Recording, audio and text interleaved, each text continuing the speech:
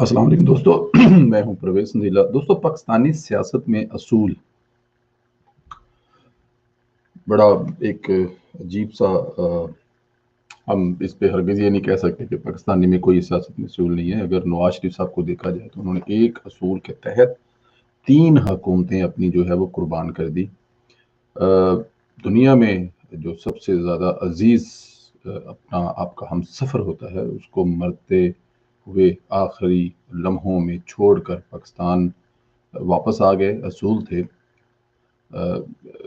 इसके अलावा बहुत सारी कहानियाँ हैं जो जिस पर अगर कहा जाए तो इस मुल्क में नवाज शरीफ साहब ने अपने असूलों पर समझौता नहीं किया, और यही वजह है कि आज नवाज शरीफ एक नज़रिया बन गया है, नवाज शरीफ एक सोच बन गई है।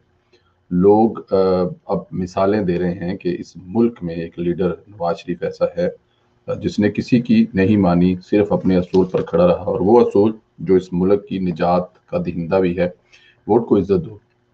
दूसरी तरफ हम ये देखते हैं नवाज शरीफ साहब के बारे में दावा करने वाले चौधरी निसार साहब, जो कहते थे कि 35 साल से मैंने नवाज शरीफ का बोझ अपने कंधों पर उठाया हुआ है, लेकिन वो सिर्फ 3 साल अपना बोझ अपने कंधों पर ना उठा सके, और नवाज शरीफ ने पूरे पाकिस्तान का बोझ अपने कंधों पर उठाया हुआ है, और ये नारा लेके आगे जा रहे हैं। असूलों से बात शुरू हुई थी। अगर आप इजाज़त दें दोस्त, तो मैं एक छोटा सा क्लिप परवेज रशीद साहब सेनेटर साहब का सुना दूं, जो चौधरी निसार साहब के बारे में उन्होंने कहा है या उनसे सवाल किया गया, तो उसके बाद फिर इस पे बात करते हैं। सारे आप समझते हैं उनको अलग उठवाना चाहिए था, और पंजाब असेंबली में जानबूझ के ये चीज हुई है जो भी वाकया हुआ। मैंने जो आखिरी इंटरव्यू देखा था चौधरी साहब का, उसमें उन्होंने कहा था कि उनका असूली मौक़िफ़ ये है कि उन्हें हलफ नहीं उठाना चाहिए। पहले वो मुझे बताएं कि उनका जो असूल है, जो हलफ ना उठाने से मुतल्लिक था, वो दुरुस्त था, या कल असूल हलफ के लिए दरबदर होना जो है वो दुरुस्त। जी दोस्तों, ये जो मीडिया है ना, या जो आपकी कही हुई बातें हैं, ये एक 1975-80 का दौर नहीं है। यहाँ पे कुछ भी गायब नहीं होता। जैसे ही आप अपने रास्ते से हटते हैं, सोशल मीडिया आपको फौरन याद दिला देता है। नहीं, जैसे अगर आप देखा जाए तो एक हमारे मोबाइल में ऐप गूगल मैप के नाम से है, उस पर आप रास्ता डाल लें, मतलब आपने लाहौर से शेखपुरा का डाला है, तो जैसे ही आप गुजरांवाला की तरफ मुंह करेंगे, बोलेगा नहीं, you are going wrong, please वापस वापस वापस, और फिर वो वापस से घुमा के आपको सीधे रास्ते पर डाल देगा।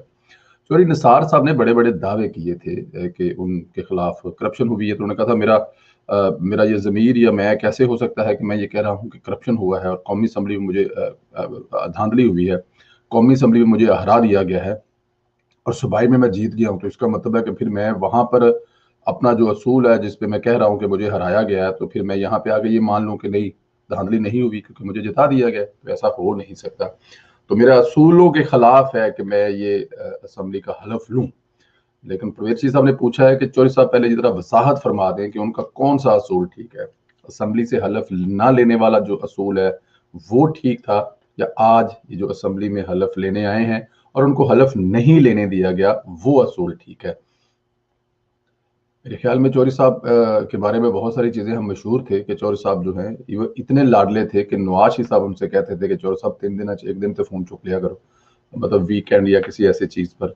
इतने लाडले थे, इतना प्यार था नवाज साहब को, और इनसे ज्यादा पार्टी में दबदबा, रोब, या कुछ भी कह ले पार्टी में, मतलब एक मुकाम था पार्टी में इनका।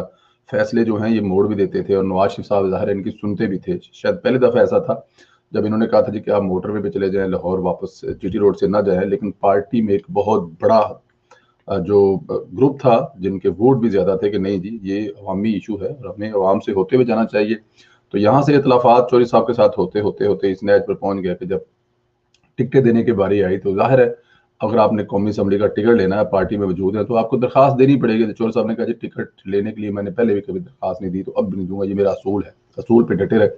टिकट ना ली, आजाद इलेक्शन लड़ा जीप के निशान पर। अब अगली वो स्टोरी जीप के निशान वाली आप बेहतर जानते हैं। लेकिन अब वो असूल कहाँ गए? कल हमारे प्रोग्राम में इंजीनियर कमरुल इस्लाम साहब थे, उन्होंने बताया कि ये चोर सब क्यों कर रहे हैं, क्योंकि होना ये था कि ये सीट अगर वो छोड़ते हैं तो इलेक्शन होता है, तो डेफिनेट दोबारा फिर तो लड़ने के रहे। ये सीट भी उनके हाथ से हमेशा के लिए जाने वाली थी। ये सीट बचाने के लिए उन्होंने ये स्टेप लिया है।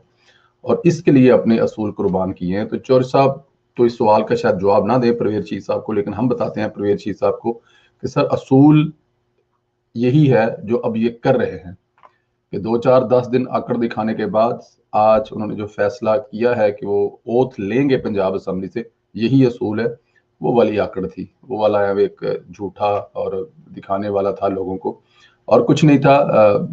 سیاست اسی کا شاید نام ہے پاکستان میں، لیکن نواز شریف کا جو سیاست ہے وہ اس کا نام نہیں ہے۔ وہ جس بات پہ اڑ جاتے ہیں، جو کہہ دیتے ہیں، وہی کر کے رہتے ہیں۔ اس کے رستے میں کوئی بھی دنیا کی چیز آ جائے، حکومت تو بہت چھوٹی چیز ہے، جیسے میں بتا چکا کہ ان کی شریک حیات آخری سانسوں پر تھی۔